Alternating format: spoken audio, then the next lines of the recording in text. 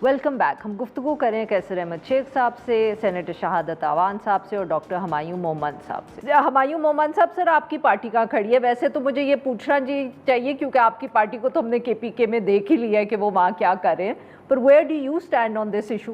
बिस्मिल्लाहिर्रहमानिर्रहीम, इय्या का नाबुदु व इय्या का नस्तईन। देखिए, अभी आपने शुरू में कहा था कि जो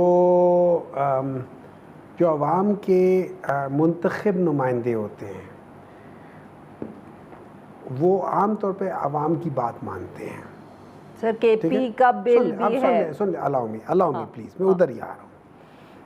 अब मैं एक गलत फैसला कर सकता हूँ, लेकिन मेरे पर प्रेशर आया अवाम का, या आपने प्रेशर किया, सवाल पूछा, मैंने कहा यार इसको मैं रिवर्स करता हूँ, ठीक है। दूसरी तरफ जहाँ से अभी भाषण आया है, काश ये भाषण ज़रा मरियम औरंगज़ेब साहबा को भी दे देते, क्योंकि उन्होंने तो कहा था हम करते हैं, हमने किया है।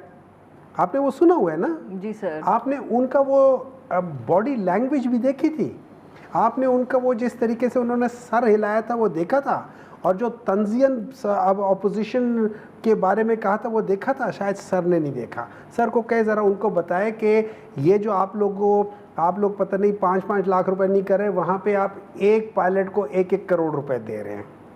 वो किधर से जा रहा है पैसा? क्या वो मरियम नवाज़ की जेब से जा रहा है? क्या वो मियाँ नवाज शरीफ साहब की जेब से जा रहा है? या क्या आप उसमें कंट्रीब्यूट कर रहे हैं? नहीं कर रहे ना।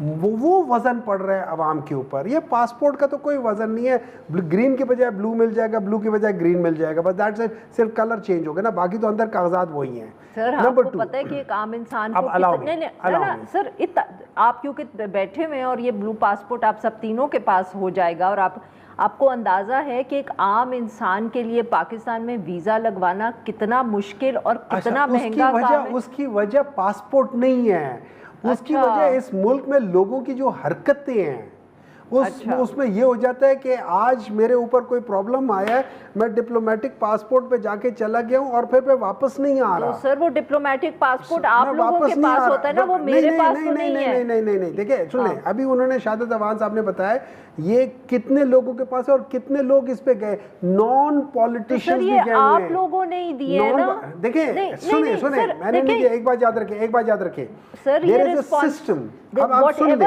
नहीं सर, अब मेरा सवाल भी तो सुने ना।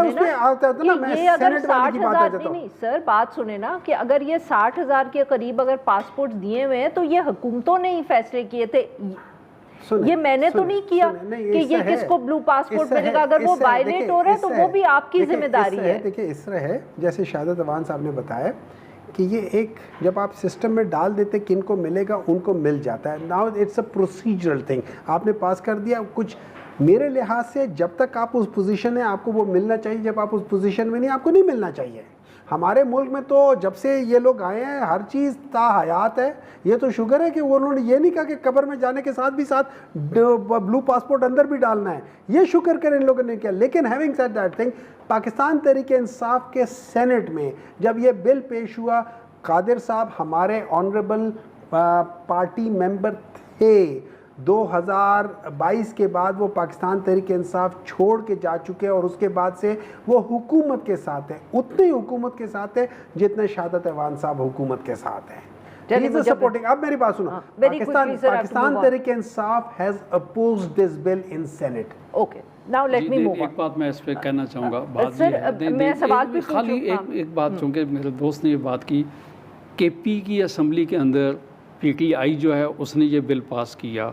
सेनेट के अंदर जिस कमेटी का मुझे आपने कहा मैं मेंबर हूँ, उसका चेयरमैन जो है PTI का जो है फैसल सलीम साहब मेंबर हैं। उसके अंदर PTI के दोस्त जो हैं, PTI के मेंबरान वहाँ पे बैठे हुए थे। जिस पासपोर्ट की कहते हैं मिसयूज़ होगा, इकबाल आफरीदी जिसके बच्चे ने इस ब्लू पासपोर्ट को मिसयूज़ किया, उसका तलब PTI से था। जी तो सर मैं यही तो, इसीलिए जो आपने अगर नोट किया हो कि सवाल जो मैंने पूछे वो यही कहा कि ये आप सियासतदान जो हैं लोगों से फासला बढ़ा रहे हैं।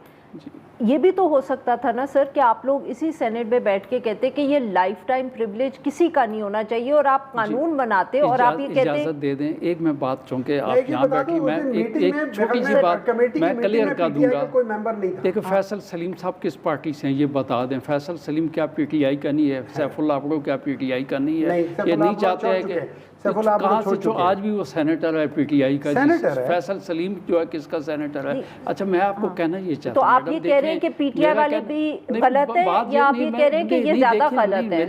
ये ज्यादा गलत क्या है बात, ये मूवर जो है अभी खुद मेरा दोस्त कह चुका कि हमारी पार्टी से था और आज वो इंडिपेंडेंट हो गया, तो वहाँ पे पीटीआई, केपी में पीटीआई चेयरमैन। अच्छा अब मैं बताता हूँ, ये बिल पास नहीं हुआ है, खाली कमेटी में कंसिडर होने के बाद पार्लियामेंट में आएगा, पार्लियामेंट में बाकायदा इस पर डिस्कशन होगी, वोटिंग होगी। तो जो आप लोगों ने अवेयरनेस दी है, आप लोगों के जज्बात जो हैं, मैं ये कहता हूँ कि वहाँ बांगे दौल हम ये कहेंगे कि ये सारे की सारी जितनी कैटेगरीज़ हैं, ये ब्लू पासपोर्ट वाली जो हैं, हाँ जिनको एमरजेंसी के तौर पे जैसे किसी वजारत ख़ारजा में से किसी को जाना है उसको मिलना चाहिए, ये मिले अगर तो एक उस्ताद को मिले, टीचर को मिले तो एक डॉक्टर को मिले जिसको मसीहा कहते हैं। तो ये आपका कहना बिल्कुल बजा तौर पे है। हम तीनों दोस्त ये कह रहे हैं कि हम ये आवाज़ उठाएंगे, इक्वलिटी होनी चाहिए और ख़ाली ग्रीन पासपोर्ट पूरे मुल्क और कौम के लिए होना चाहिए। जी नाज़रीन, यहाँ पे लेते हैं हम एक छोटी सी ब्रेक।